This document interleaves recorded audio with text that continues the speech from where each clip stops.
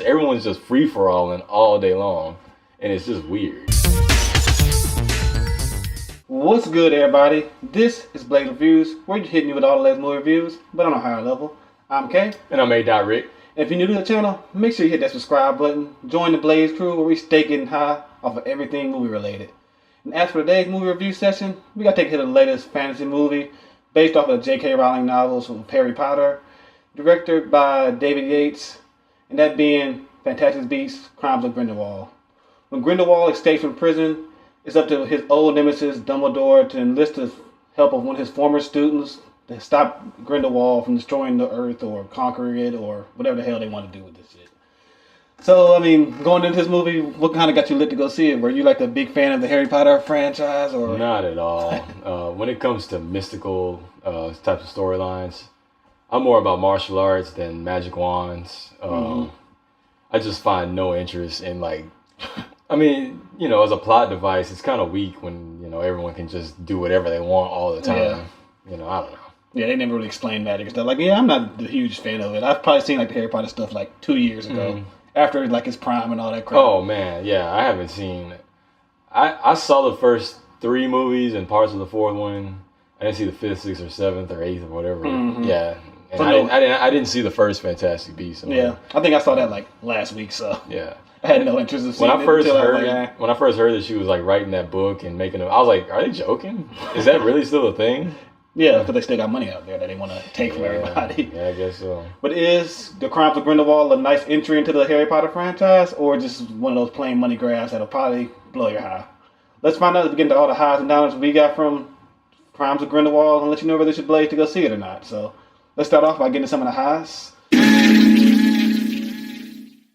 So, what was the first high you got from taking a hit of this movie? Well, all the magical like special effects stuff looked good. It was like, it had a consistent cinematography to it. You know, really dark, like a cool blue. Yeah. Kind of It color stood palette. out Yeah, it was like a perfectly and cool stuff. blue color palette. From what I've seen in just clips of the first one, they carried a lot of that cinematography over from the first one. So it was consistent in that way. Oh yeah, I thought it was like a beautifully looking movie and stuff like that. They actually spent money on all the special effects and creatures and kind of stuff. Well, I didn't get like that CGI city feel like in 2005, Peter Jackson's King Kong. It took place roughly in that same time period of New York. That just felt like a digital backlot. It looked good, but it didn't feel real at all. But this felt very concrete. And it felt like you could touch it. Like, you know, at some points they was using green screen and stuff like that, but I can never like tell that they were. No, it was really solid. And I'd be looking for that shit. Yeah, no, so like, oh wow, it was We're doing a solid. good job. It was solid compositing, is what it was, and so that's all it really takes. Yeah, and I think like another good hit I got from it was like Jude Law's character. He played Dumbledore. A lot of people didn't know if he was gonna be a good Dumbledore and stuff. I thought he was good for what they used him for, I guess. Well, I missed that entire part of the film. Yeah, you kind of fell asleep like what 10 minutes into Okay, it. so I'm gonna just explain. In our screening, they played the first sequence. They played the first sequence, but then the movie just cut off abruptly. It just cut off. It was a black screen. 10 seconds later, though, it just started. They just started the movie over, and I was like, no way! Like I'm going to sleep. So I missed the first 2.5 acts of this thing. Yeah, then you came back in just to see how bad this movie got. So let's get into some of the downloads we got from this movie. Fool this man!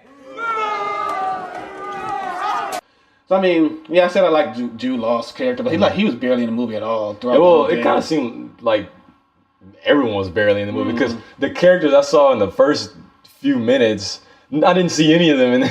In the part that Yeah, and stuff. I was like, wow, what Nobody happened? saw any of them. Is this the same movie? That includes Grindelwald himself. What's his name? Johnny Depp. Like the first action scene he had, I thought was pretty okay. Oh no, that opening sequence was, you know, that well. Kind of showed him as a badass and stuff, Yeah. but then after that he just disappears for the entire movie. Yeah. He comes back every now and then to progress the story of this thing, but then he just disappears and does nothing. Like I don't know what the fuck is he supposed to be a big bad guy for. Well, you know, for me, it's a huge downer. I don't like where cinema's going on the silver screen in terms of this emphasis on making these episodic, you know, things that go nowhere. They just go nowhere. They don't like, to me, in an episodic show like Law and Order or something, where an episode is its own thing. Sure, there's some types of carryover, but they conclude the storylines. They finish off character arcs, and these things, They just don't do any of that, dude. They don't do any of that, and it's really annoying. Probably a big problem was because they introduced like 7, 8 different characters, and each of them had their own separate storyline. And when they start introducing plot points with 5 minutes to go, it's like, dude, we don't have time for this. You didn't even finish the first thing you were doing. They pull like one of those Darkest Minds kind of thing, like, oh, we know we're getting a sequel, so let's just leave it on the cliffhanger. Oh my God, Darkest Minds, yeah. Because I was like, bro, it's just been 2 hours already. I know it's not that long of a movie. Yeah. They're still introducing stuff. Yeah. What is going on? Like, this is just pretty much just a setup for the next movie. And right, and I hate that because I don't, it's okay as long as you finish off, like I said, you round off character arcs and you round off plot points. That's okay because something that sticks out to me is the first Blade film, 1998. At the end, like, he finished off his character arc, he finished off that villain, he finished off the plot point. But then there's like a last scene, a denouement, I forget the name for it, but there's like a last scene where he's like in Moscow and like there's a vampire. He's like, hey, like in Russian or whatever. He's just like, hey, like, are you sure that's a good idea? And boom, and then it just cuts to black. I'm like, that's cool, but like you didn't wrap up anything, dude. I'm like, where did Kravitz come from? Like, oh, she didn't say the movie for you.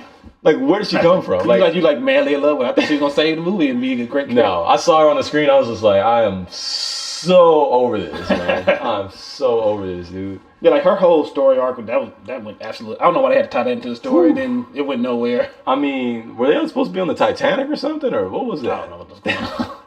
That was weird. But even the main character, Eddie Redmayne character, Newt Scamander or whatever his name was. Well, yeah. His shit was stupid. Like, I thought he was supposed to be trying to stop Grindelwald, but he never like paid any attention to that. Did he even beat him in the movie? No. I like his focus is somewhere else, but yeah, no, he overacts a lot, and so. Oh yeah, did you see Jupiter Ascending? My God, don't even go there with me, man. I will turn this into the Eddie Redmayne Jupiter Ascending video, but. He overacts and he goes too far with the tics and the nervousness, and it's like, dude, like you can tell he's trying too hard. Yeah, reel it back a lot and you'll be fine. Yeah, that's why I didn't really like that character at all, Newt Scamander or whatever. Oh yeah, dude, to me it's distracting and he's not carrying the film. Yeah, and none of the characters really likable and stuff. They're all pretty stupid and generic, I guess. Yeah. So I mean, any other downers you got from it, or? I mean, maybe I can say this just isn't for me. This type of genre. It's not my thing. Yeah, me neither. I guess because they did all that magic stuff where just like anything could happen and stuff. Like, dude, okay. People would die and stuff. When like everyone started pulling out a magic wand and making up their magic phrases and stuff, I'm like, okay, this is just. No, they even knew phrases. They just whoop whoop. Yeah, it's like dang, at least you could say something. Dude, it's have like, some sort of rules to your magic. And so I mentioned like how I love martial arts over like magic wand stuff. Like, this is presented a lot in anime and manga and stuff. It's like there's a power curve, like, and you understand where someone's power level is in relative to other people's power level. Some shows are way better than others, but there's a power curve, and the story arc follows this power curve, and the character arc follows this power curve. But in this, it's just. You can just do anything all the time. They keep saying and everyone can do anything all the time. They keep saying Grindelwald like this master magician who could do whatever he wants. Yeah. Like he's just doing everything else that everybody else can do and stuff. Yeah. So it's like I don't understand like where the challenge really is here. Like these pretty much nobody wizards and stuff easily defeated your big plan to destroy the world. Well, just gets thrown into the movie late in the movie. I forgot even this is part of the story. It's not like the Force from Star Wars where like. There's a way for you to understand. Okay, someone has more of a mastery of it, or can lift more things with the Force. Then there's a power curve there, and this is just everyone's just free for all and all day long, and it's just weird. Yeah. But do you think you could give a rating for this since you honestly like most of it? Honestly, I would say blew my high, dude. Like this is just it's one thing. It's not my cup of tea. I know a lot of people love this, and this is not my thing, and. It was boring, honestly, yeah. Be advised, he did only see like 20 minutes of the movie and stuff, so I stayed up for the whole thing, and I was almost like him, going to sleep and stuff. This movie is boring, confusing, stories all over the place, characters are stupid. Like, I mean, if you're trying to see Grindelwald, you're not going to see him much at all. And you're definitely not going to see him do anything interesting. That's for the sequel, I guess, for this movie. This is just a blatant cash grab that you should just definitely pass, especially if you're a fan of the franchise. Like, man, they making a mockery of this shit, man. But y'all probably still gonna see it, I guess. And this thing will probably gonna do like $1 billion. Yeah, let us know what you think. Yeah, let us know what you think by sparking up in the comment section below. And hey, like what we're doing here, hit that like button. Make sure you hit that subscribe button. Join the Blaze crew, where we always getting high off everything movies. I'm Kay. And I'm A. Rick. And always remember, blaze it.